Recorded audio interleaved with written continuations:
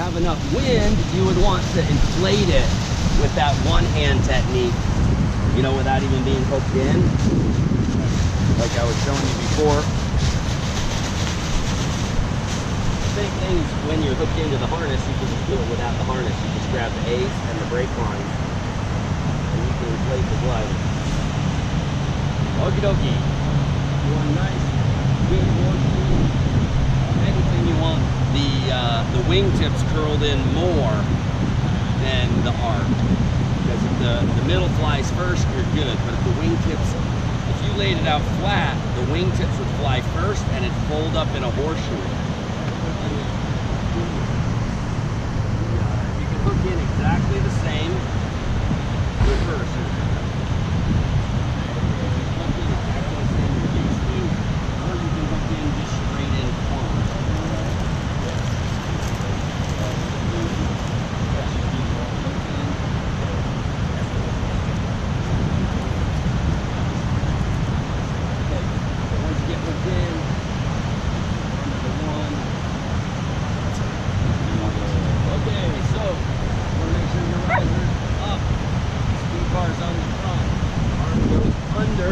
Riser falls over your arm. Okay, so just so you have an idea of how it's laid out, this is your speed bar. This goes in the front. That's facing that way. This is your trim tab. That's facing that way. So your arm follows the back of the riser to the brake, just like always. Bam, then it goes under the riser, and then the A just drapes over your thumb. And you grab onto the brake, you don't grab onto the A. It just kind of lays there. And then hand comes straight down the back of the riser to the brake, exactly like when you do it the other way.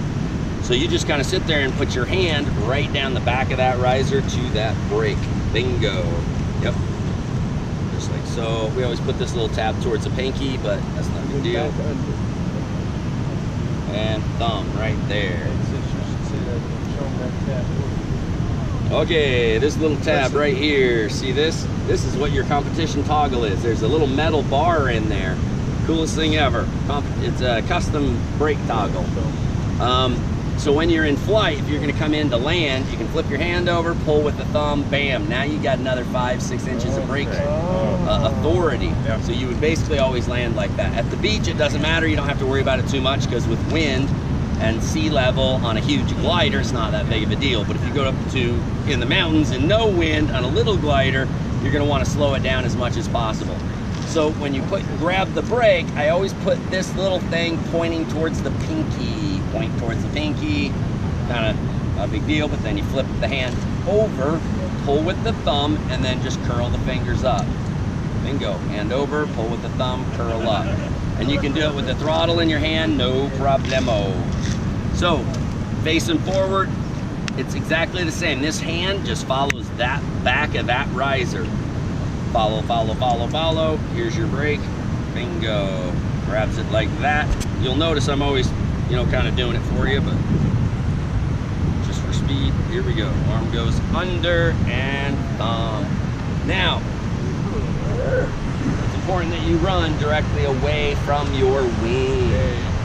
So let's say the wind was going a little bit this way. You can't run that way because if you run that way cross to your wing, this side of the wing is going to fly first because you're going to load that side. Those lines are going to go taunt first.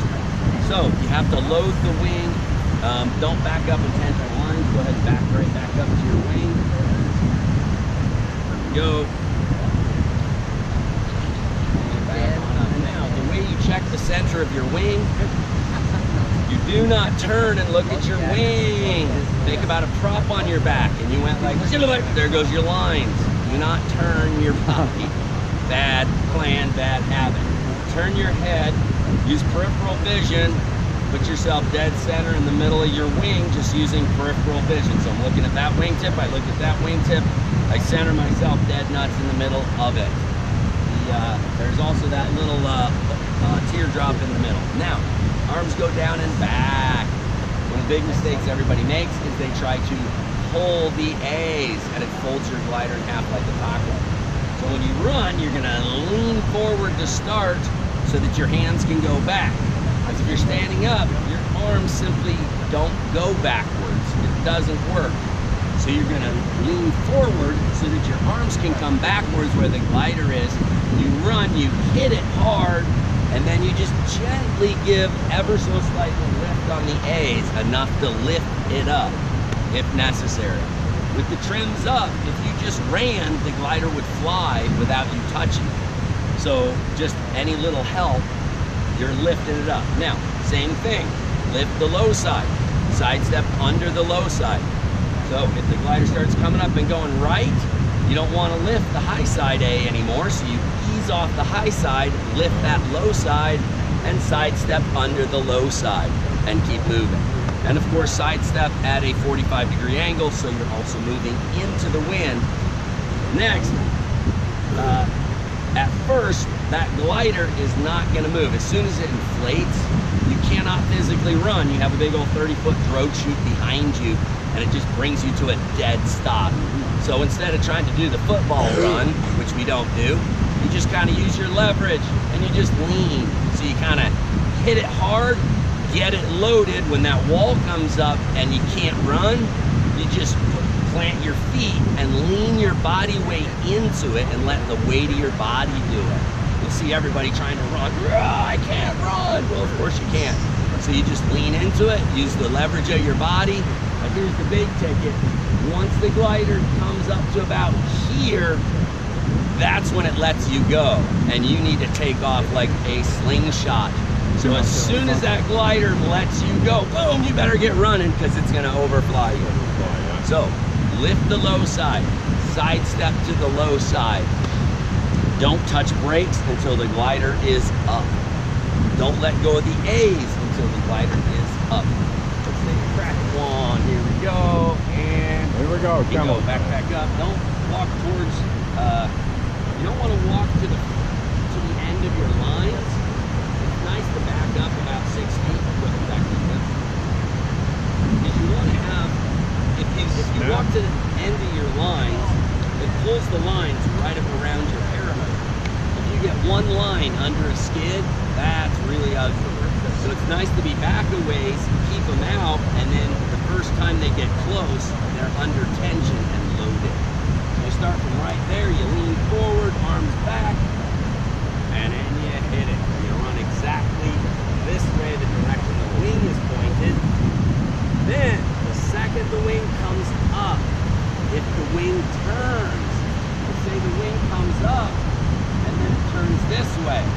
You need to turn and run the direction the wing is pointing. All those times I'm telling you to pivot, go where the wing takes you. Super, super critical that when the wing comes up and points that way, the wing will always point into the wind. It's going to want to point into the wind, so you turn and run that way.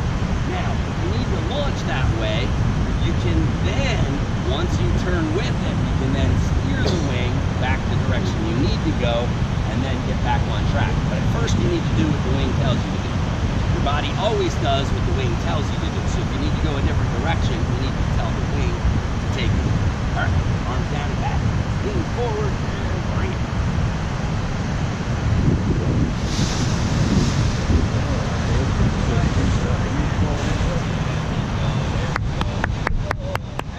Yeah. Round of applause.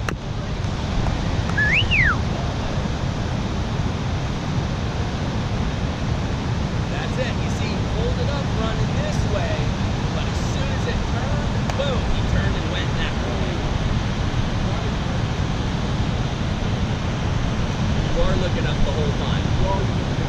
Yes, but no. Okay, you don't look up, okay, at your wing. Do not do this when you're running. When you're running, you turn your head to the side, use peripheral vision for a wing tip. So you're just looking for that wing tip. If you know where the tip is, you know where the whole thing is. So when you run, you just turn your head to the side, peripheral vision for that wing tip, and you watch that wing almost the whole way. You almost never look where you're going. You're watching that wing. Once or twice, you'll glance where you're going. We can check it. Okey-dokey. Think back up. Side on top. You lift and turn under. You turn the direction, whichever rise you want to. Bring it. I need to drink it. something.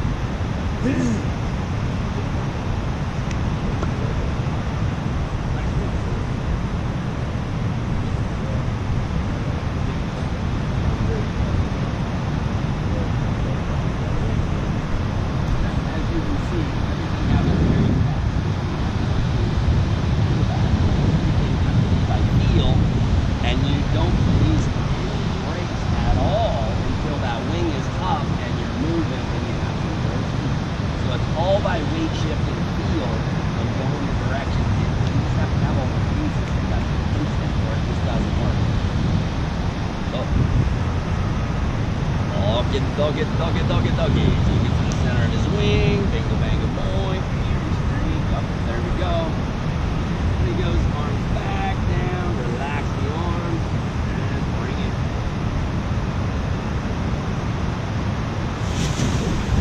Go, this side, that's perfecto. And stop. You're going to bring it back.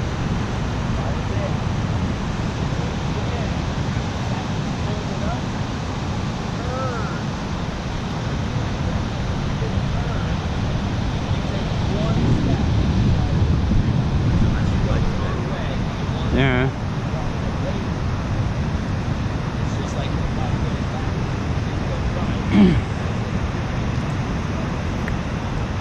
okay. Have you bought a kite yet? Huh? Have you bought a kite yet? Yeah, large glider, huh? A large, yes. Large, like this one. Yeah. What's you're about what, 220? 2000. It's your- used. Your weight? Is Ah, it based on your weight, yes? just a second. I have a